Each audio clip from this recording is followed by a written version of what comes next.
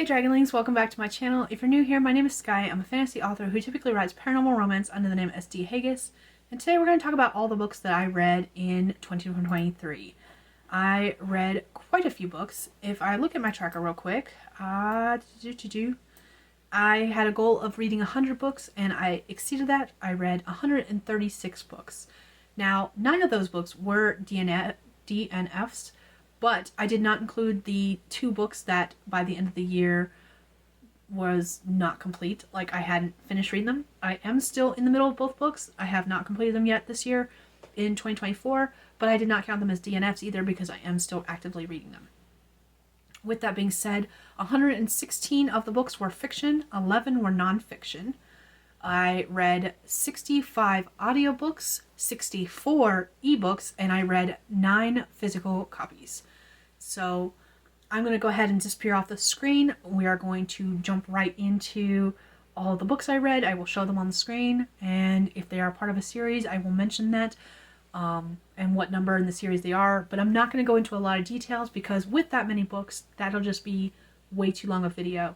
I will do some mentions about things that I liked as far as like books go, but beyond that, we're going to keep this as quick as possible and not go into a lot of details about the individual books. So yeah, let's get started.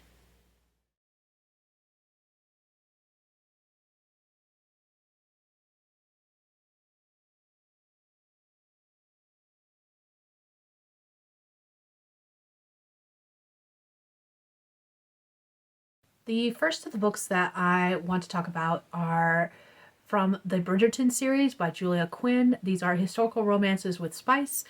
I read the first book in the series last year, and then I just wanted to continue with book 2 and finish the series, starting with The Viscount Who Loved Me, An Offer from a Gentleman, Romancing Mr. Bridgerton, To Sir Philip with Love, When He Was Wicked, It's in His Kiss, and On the Way to the Wedding.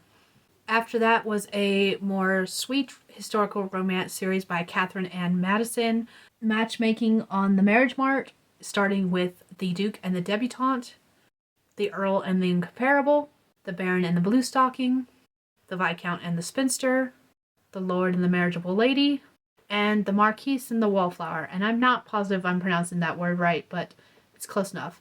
I don't know if that's the complete series. I believe it is, but those are the ones I read. After that, I read 2 books from the Getaway Bay romance series. This is a contemporary romance by Elena Johnson, and I read The Island House and The Island Scandal.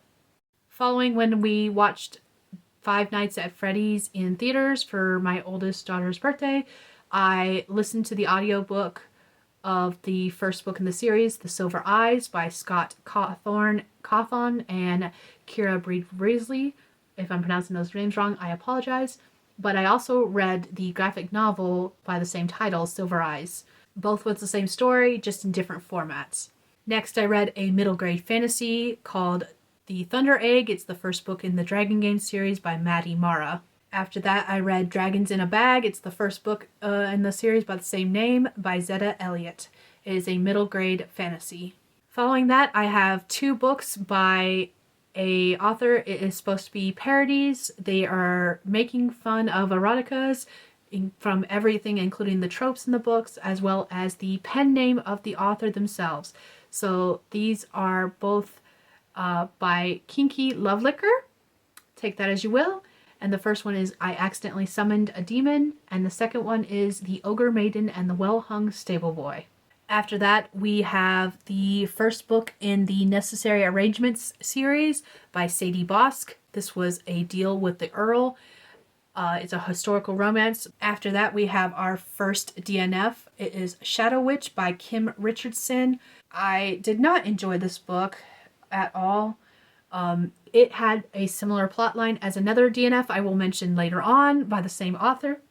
And that is just dealing with a woman who is going through a divorce and she's magical, and while she's supposed to be in like her mid-30s to mid-40s, somewhere in that age range, she acts worse than my 12-year-old as far as like her maturity goes. So I just could not get into the book and I quickly DNF'd it. Next, we have 2 books in a trilogy. That the third one is not out yet, that I believe, as far as I know. That is the Saffron Everlay Mystery. These are historical fiction mysteries, and they are a lot of fun. The first one is A Botanist's Guide to Parties and Poison, and the second one is A Botanist's Guide to Flowers and Fatality, and these are both by Kate Kavari. After that, we have one of my favorite books of the year. That is Godkiller by Hannah Kaner. This book is currently a standalone, but its sequel is coming out in March of 2024, I believe, and I cannot wait to read it. It is, the first book was amazing, and I am really looking forward to the second book. If you like fantasy and you want a lot of representation dealing with other cultures as well as disabilities, I highly recommend this book. It was fantastic. Next, we have another contemporary romance. It is a series of standalones, which each book following different characters. The first book is The Right Place by Ali Samberts. This deals with a writer who's going through writer's block who decides to join a teacher in her classroom in order to learn from her so that he can base a character off her. Next, we have an urban fantasy that's supposed to be like a cozy. It's called My Wolf Barista. It's by Lena Mars. I was not impressed with this book. It was everything I wanted plot-wise, as far as like being a slice of life trope and like monsters in a modern world and how everyone reacts to them and stuff like that. But the pacing was so slow and I slogged through it and it took me forever and I hated that. So it just disappointed me in so many ways. Next, we have a series of 6 Amazon original stories. These were the part of the Creature Feature collection. Each of them are a short story from a famous horror author. The first one being The Pram by Joe Hill, Ankle Snatcher by Grady Hendrix, It Waits in the Woods by Josh Mailerman, In Bloom by Paul Tremblay, Best of Luck by Jason Mott, and Big Bad by Chandler Baker. After that, we have our next DNF. This was The Starlight Witch by Kim Richardson. Like the previous DNF, it followed a woman who was going through a divorce, has magical powers, acted like a 12-year-old. It was just very bad, and these both books had the same exact plot, which was what bothered me the most, I think, was that those things were the exact same in both books, and it was just slightly disturbing in a lot of ways. It was like the author rehashed the same plot for this book as the other book, or vice versa. And I was not having a good time, and I DNF'd it quick. Next is Scales and Sensibility by Stephanie Burgess. This is supposed to be a Regency historical fantasy alternate universe where there exist dragons in the Regency era, and it was a lot of fun. I don't know if it's supposed to be a Sense and Sensibility retelling because I haven't read Sense and Sensibility, but I think it is, and it was a lot of fun. Next, I read 3 books from the Mead Mishap series from Kimberly Lemming. The first one being That Time I Got Drunk and Saved a Demon. Then I read the kind of in-between novella called Mistletoe, followed by That Time I Got Drunk and Needed a Love Potion at a Werewolf. These are a fantasy with spice and some light to mild BDSM. So if that's not something you're interested in, I wouldn't suggest it. But otherwise, these were a lot of fun. And I like the new covers versus the covers that I read. Next, we have The Wrong Bride by Katharina Mara. This was a contemporary romance with spice dealing with family drama and marrying someone you've been in love with, even though they were originally engaged to your sister. It was like a soap opera in written form, and it was pretty good, actually. Next, we have The Best Friend Bargain by Crystal Caswell. I have mixed feelings about this book, but I think a lot of my mixed feelings for it are based on the fact that it is first-person POV, which is always awkward for me, followed by the fact that the main character, our main female character, her name is Skye, spelled the exact same way as my name. So that just made it even more awkward. And I couldn't tell you if I liked this book or if I hated it, because all the scenes, especially the sex scenes dealing with the character with my name, just made me feel awkward, and it made my skin crawl in ways I cannot explain. After that, we have another DNF. This is Not Quite Belle by Heather Kint. These are supposed to be modern contemporary romances dealing with fairy tale retellings, but I'm sorry, it's a modern day story. And in the very first chapter, she talks about the fact that she hates the Gaston character, and yet she still agreed to go out on a date with him. And I'm sorry, we are living in the year of 2024. There is no reason to be going on dates with men we do not like. If you don't like them, don't go out with them. Period. End of story. Next, we have The Secret Guide to Dating Monsters. This is by Sierra Dean. It was a pretty fun urban fantasy. However, I don't know if I'll be continuing the series because I haven't been able to find the rest of the series. So if I can find it, I will continue it. If I can't, meh, we'll see. I was reading it on Everend. Next, we have The Subtle Art of Not Giving a Fuck by Mark Manson, which is a nonfiction. After that, we have my favorite book of the year, which was Mr. Penumbra's 24-Hour Bookstore by Robin Sloan. As far as like plot goes, it wasn't the best book ever. However, while reading it, I will admit that I was listening to it on audiobook, and there is a scene where the main character is driving across country and he's also listening to audiobooks, which gave me the whole watching a movie within a movie vibe, only listening to a book while listening to a book vibe. And it was a lot of fun because of that. Plus, I got the same feelings about this book as I did from another book I've really loved in the past called The Thief Lord by Cornelia Funk, where it feels like 3/4 of the book have absolutely nothing to do with the last quarter, but it's done in such a way that you still can't put it down. And what I mean by that is like let me use The Thief Lord as an example. It's a middle grade fantasy. The first 3/4 of the book are about these two kids who come across, they're in, I think, Italy, Venice, somewhere. And they come across this ragtag team of thieves who are working towards stealing something big. And you don't really discover what that is until later.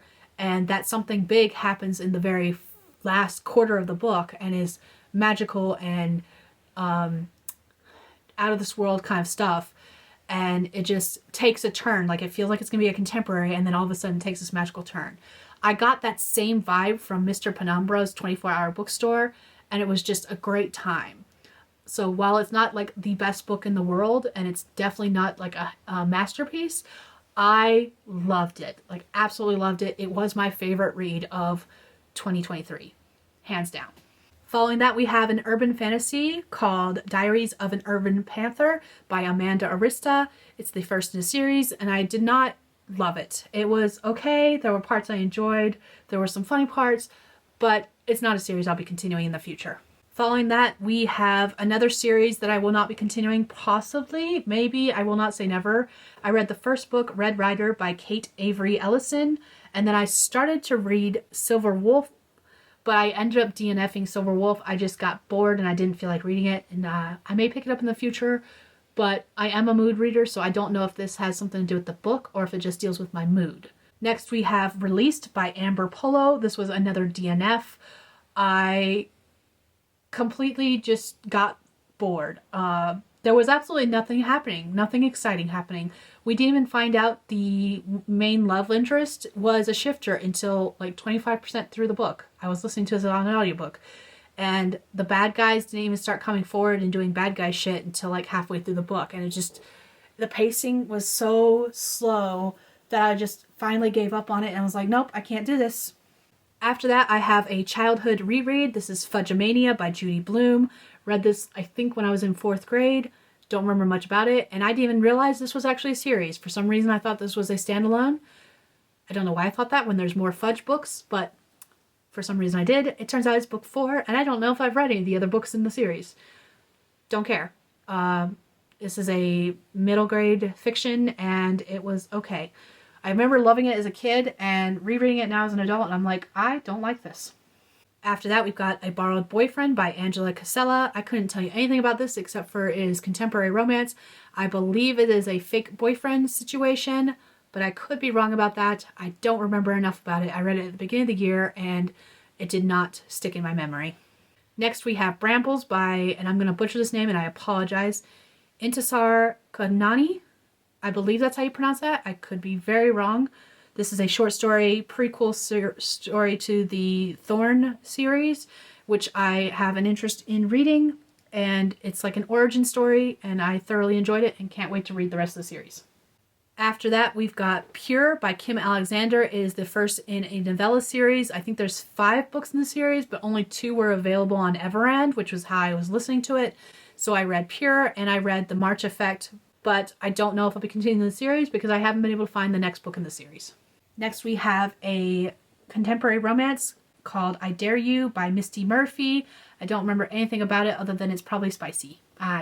Next is a more sweeter historical romance called The Duke's Wayward Wallflower by Maggie Dallin. I don't remember anything about this other than the fact that I did like it enough that I've been keeping an eye out for the next book, which just came out this year in 2024. So hopefully I'll be reading that at some point. Oh boy. All right. So the next book is Captivate by E.J. Lawson. This is a Omegaverse story. If you don't know what Omegaverse is, I am sorry, I am not going to tell you. Just know that it deals with humans being animalistic, nodding, breeding, all that fun jazz. This was a reverse harem, so she has multiple mates. There is MF, FF, not FF, MF, MM, MFM. Anyways, there's multiple kinds of relationships. It's very polyamorous, and it wasn't a bad book, but Omegaverse is not my thing, and I didn't realize until I was like already too invested into it to realize that it was Omegaverse. Next is contemporary romance called The High School Reunion. It's by Laura Burton.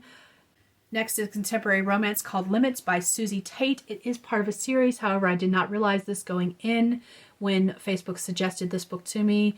I related to the character a lot, but had I realized it was a series, I would have started with the first book. I think this is the second or third book in the series. The next one I read, also being part of that series, called Anything But Easy, and it's also by Susie Tate. And while both books were good, the covers don't present themselves as being part of a series, and they all deal with different characters working within the same company. They're all like friends with each other or something like that. But while both books were good, it just would have been nicer to know that they were a part of a series, so I could have started with the very first one, because neither one of these were the first one. Next, we have a contemporary romance called Year of Living Blonde. This is by Andrea Simone. I don't remember much about it other than the fact that this was a woman going through a divorce and trying to figure out her life moving forward. Next was a suggested read from my boss, actually. She was listening to this on audiobook, and it sounded interesting, and it's called Girl Alone by Blake Pierce. It is a mystery thriller. Next, we have a contemporary romance with some spice in it called Some Like It Charming by Megan Bryce. I don't remember enough about it to know if it was a retelling of Cinderella and Prince Charming. I think it was, but I'm not positive about that. Next is a short story called The Hospital by Keith C. Blackmore. It is the first story in the Mountain Man series, and it is very short. However, if you're not into zombie stories, I wouldn't suggest reading it. If you're not into a lot of gore, I wouldn't suggest reading into it. Without giving too much away because of how short it is, all I will say is zombie babies. Zombie babies.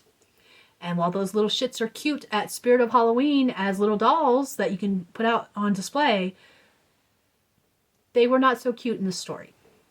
Next is a historical romance sweeter story. This is by Catherine Ann Madison and Maggie Dallin, where they alternated who was writing which book. So the first one is A Wish Upon a Duke by Catherine Ann Madison featuring Maggie Dallin. After that was A Wish Upon a Marquis. I don't know how to pronounce that word. I'm so sorry. This one's by Maggie Dallin, followed by Catherine Ann Madison. Then A Wish Upon an Earl by Catherine Ann Madison, followed by Maggie Dallin. A Wish Upon a Viscount by Maggie Dallin, followed by Catherine Ann Madison. After that, I read a series by Lillian Monroe. I don't remember the name of the series itself, but they're contemporary romances with a little bit of spice, not a lot. And the first one is Dirty Little Midlife Crisis, then followed by Dirty Little Midlife Mess, Dirty Little Midlife Mistake, Dirty Little Midlife Disaster, and Dirty Little Midlife Debacle. There are a couple more in the series to read. I own them all. I haven't finished them. The next is a historical romance sweeter story by Maggie Dallin called The Misadventures of Miss Adelaide.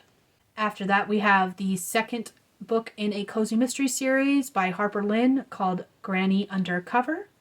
The next 3 books are by Joanne Fluke from the Hannah Swenson mystery series, starting with Chocolate Chip Cookie Murder, Strawberry Shortcake Murder, and Blueberry Muffin Murder. After that, I read Wall Street Jerk by Megan Wade.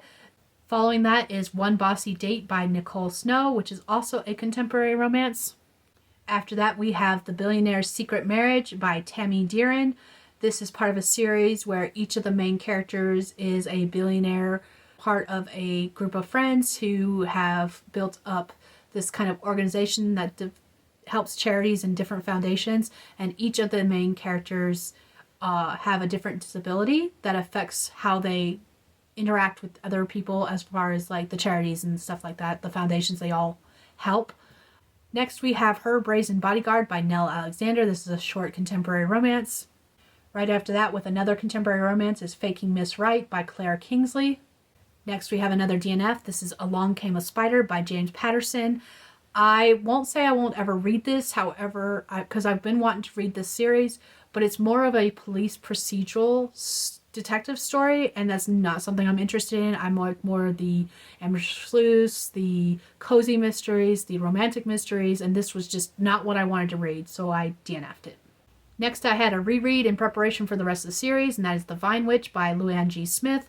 I did not end up finishing the rest of the series, but I am still planning on continuing the series. I think there's 2 more in that series, and then she's got another series, and I'm not positive if the other series is set in the same world or if it's a different universe. So I'm going to be checking those out soon.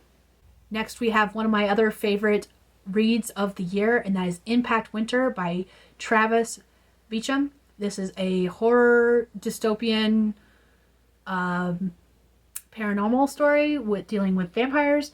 And I will have to admit that I probably love this book so much because of the fact that it was a Audible original, and not because of that, but because of the fact that it was an audiobook with a full cast. And I absolutely loved that. It was amazing, and it was really cool to hear like different voices of different people portraying the characters, but also on top of that there was like the sounds of the swords swishing and doors creaking open and wind howling. Like that was what made the experience for me, and I will openly admit that that was probably why I love this book so much. It was within my top 5 reads of the year, right under Mr. Penumbra's 24-hour bookstore. Next, we have By the Horns by Gemma Croft. This is kind of like My Wolf Barista, where it's like a slice of life feeling monsters in real life and how everyone interacts with each other kind of stories. And it was good. Not my favorite, but more of what I expected from My Wolf Barista and done better, basically. The next 2 books were nonfiction books. Both of them were research for me so I can learn how to do what I wanted to include in my writing prompt book. And the first one is 1,000 Awesome Writing Prompts by Ryan Andrew Kinder. And the next one was 125 Romance Writing Prompts by Milani Sloan. Both of them were just meant for research so I could figure out what else to include in my writing prompt book when I get ready to put it out.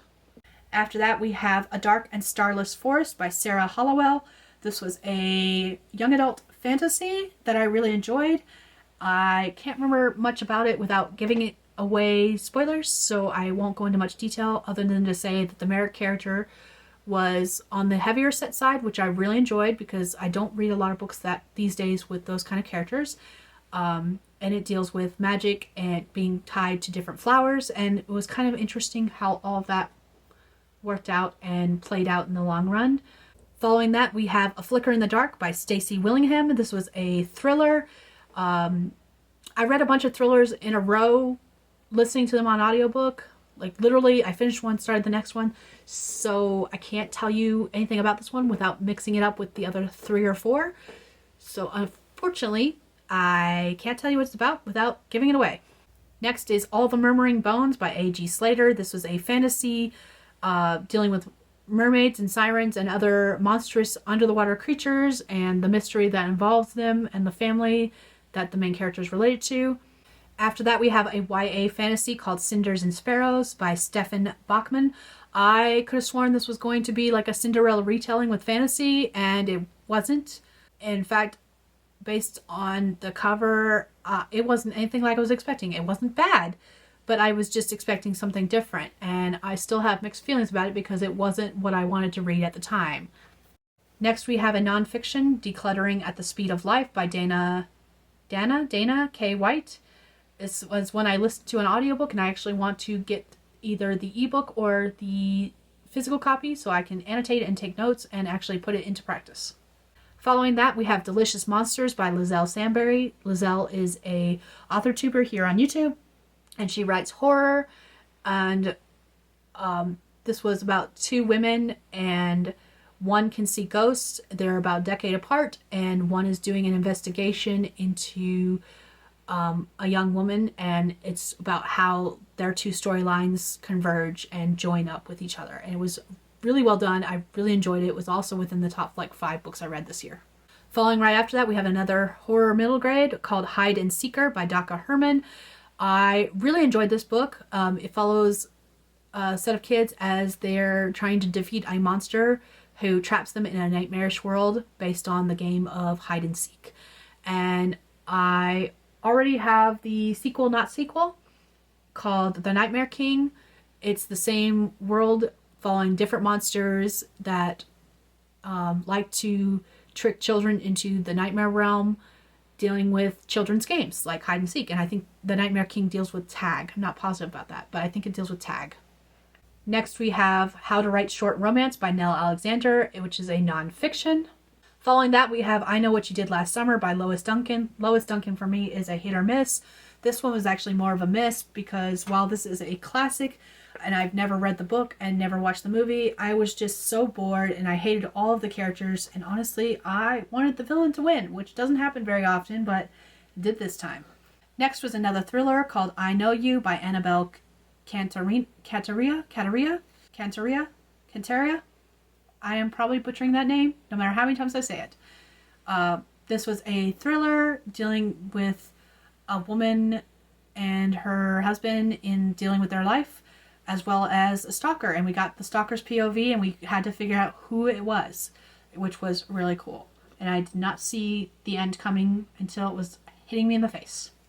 After that, we have Juniper and Thorn by Ava Reed. This is I think it's supposed to be YA fantasy. However, there was some more adult themes in it, so I don't know if I would classify it as YA.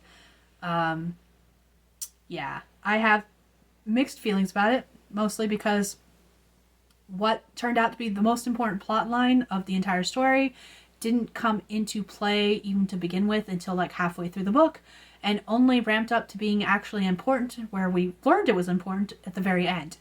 And it just felt like we got 3/4 of a story that was boring and sluggish and unnecessary, only to be followed by really short snippets of the exciting parts.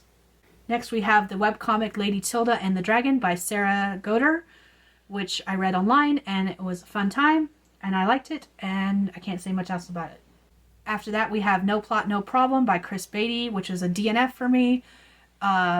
I wanted to read it before NaNoWriMo started, and I did not end up finishing it before NaNoWriMo started, and I finally gave up on it because it's very humorous, tongue-in-cheek kind of humor, which is not a problem if it's a memoir, but because this is meant to be a how-to guide, it bothered me that it wasn't on a more serious note. And I know that's a personal thing, but I did not enjoy it. I was not having fun reading it. In fact, actually, I made lots of snarky thoughts in my mind where I was bitching about it, and it was just, I finally DNF'd it because I was just not having fun reading it. After that, I read Nosferatu by Joe Hill. I wanted to read it so I could watch the show while it was on Hulu, but I did not finish it before it left Hulu. Next time it comes onto Hulu, I will watch it. I did enjoy the book, however, the ending made me sad. It did kind of sort of not exactly leave it open for a sequel though, and I'm not gonna lie, part of me wants that sequel. Don't know if it'll happen, I doubt it will, but it could. Next, I read On Writing by Stephen King, which is Joe Hill's father actually, so I think that was kind of appropriate. This is actually a reread for me because I have read this book a couple times in the past, and this time I listened to the audiobook, which I'm pretty certain was narrated by Stephen King, which made it all that more enjoyable. After that, I listened to Quitting by Keith Boykin, read by Keith Boykin, and it was a original on Everand, and I have to say that this man was very entitled. He talked about not having money at the very beginning, but when he described some of the things that he was able to do growing up, I was like, you were not poor by any means. Not even close. And so it felt very disingenuous, and it felt in some ways like he was talking down upon those who couldn't do what he was talking about, and I hated it.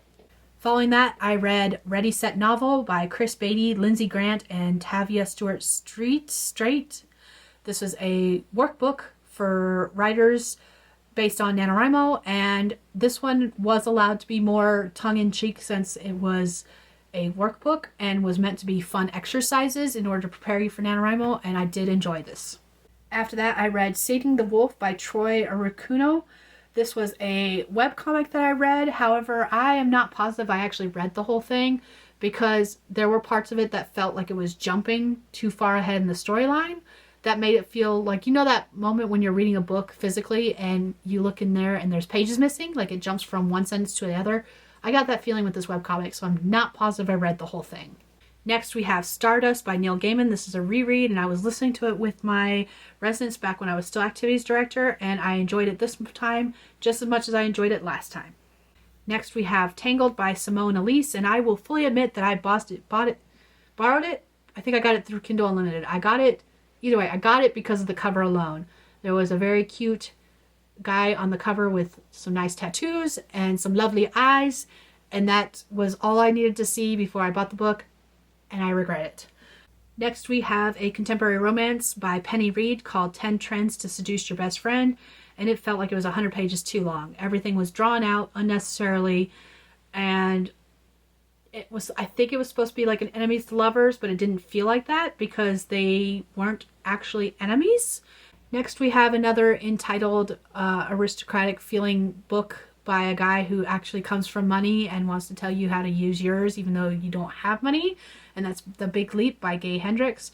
There were definitely things in it that I could take to heart that I do want to go back and make notes of because they do make sense, but overall the tone of it made me feel like he was talking down to those who had less money than him, but maybe that's just me.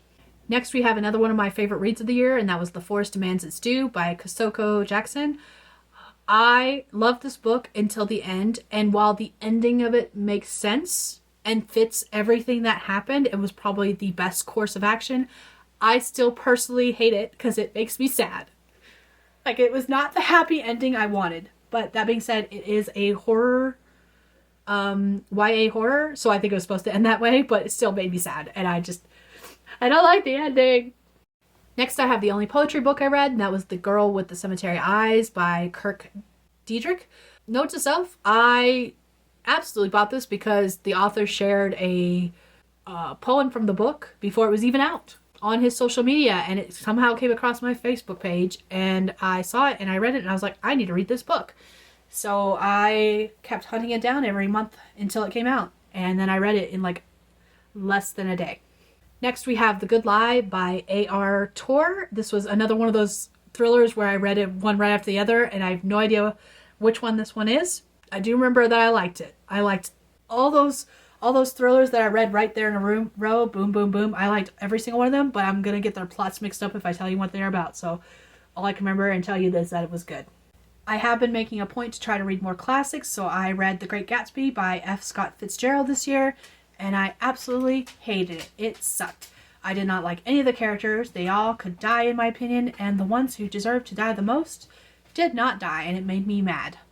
Next is The Invention of Hugo Cabret by Brian Selznick. This is a historical fiction, and the book is chonky. It's like 600 pages. That being said, most of the book is told in alternating between actual words and then images, and it was a fun read. I really enjoyed this one. I'm very glad that I picked it up from the library to read versus trying to read the ebook, because I don't think the experience would have been the same. And it is a historical fiction, and it was very cool to see the real life things pop into the story, and it was things that I did not know anything about, and it was really cool to find out.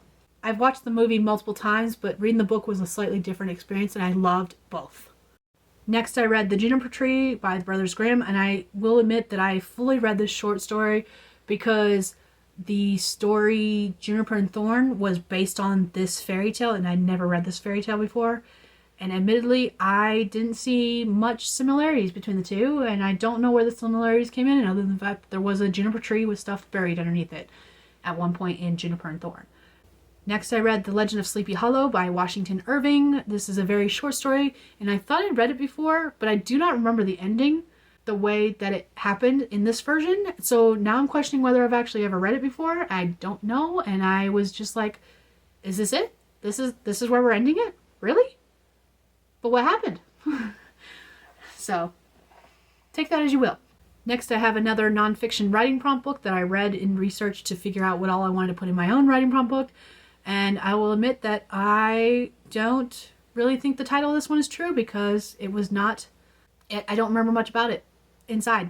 And it says the only writing prompt book you'll ever need. It's by E.T. James, and apparently it's not the only writing prompt book I'll ever need, because I definitely read a couple other writing prompt books. After that, I read another short story called The Quiet Boy. This is by Nick, I'm going to pronounce this wrong, Antosca.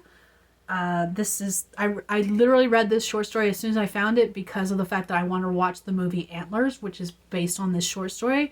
And I want to know how they took a short story, which was a horror about what I thought was a Wendigo, and turned it into a full-length movie. Like, I want to know the process and what's going to be similar and what's going to be different. And I'm all for it, because the ending of the short story just still to this day sends shivers down my spine. It was creepy. Sticking with horror, we've got The Replacement by Brenna Yovanoff. This is a YA horror that admittedly I got based on the cover alone, because back when I worked at a used bookstore, it came in to the store one day and left the same day, and I just was so intrigued by it, and I've been looking for it forever. And when I saw it on Everand, I automatically picked it up and hated it. It was very slow pacing, and I just slogged my way through it and forced myself to finish it because I did want to know how it ended, but I did not have a fun time reading it at all. Next, I read The Storyteller by Catherine Williams. I did like the fact that there was a lot of similarities and parallels between the main character reading the diary and translating it from one of her ancestors, and the thought process that she might possibly be related to Anastasia Romanoff. Another classic short story, I read The Strange Case of Dr. Jekyll and Mr. Hyde by Robert Louis Stevenson.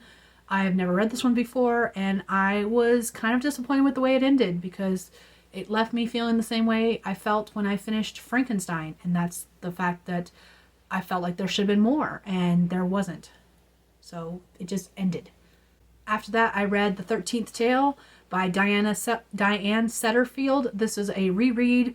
This has a few twists and turns and deals with authors. So if you want to read like a mystery, like a gothic mystery, it's got a gothic feel to it. I highly recommend it. This is one my sister actually recommended to me a long time ago, and she loved it. And then I read it back then, and I didn't get it. And then reading it this time, I saw all the clues that added up to the final plot twist reveal and made it so much better this reread. Next, I read the story The Three Little Pigs by Josh Burbay. I don't know if this is the original story, because I don't know the author of the original story, and it's different from the stories I've heard in the vocal retelling, so I'm not positive if this is the original or not, because it didn't quite go the way I remember it going. After that, I had another DNF. This is The Witch of Tin Mountain by Paulette Kennedy. I got this as an Amazon first read. It's historical fiction, but I wasn't in the mood to read it, and it was very slow moving at first. It might have picked up speed later, but I did not give it enough time to try to do that, just because I wasn't in the mood to read it. After that, I have The Wolf and the Woodsman by Ava Reed. I thoroughly enjoyed this one.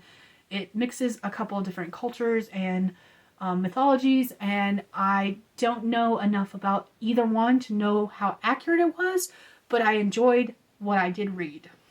After that, I read The Woodcutter by Kate Danley.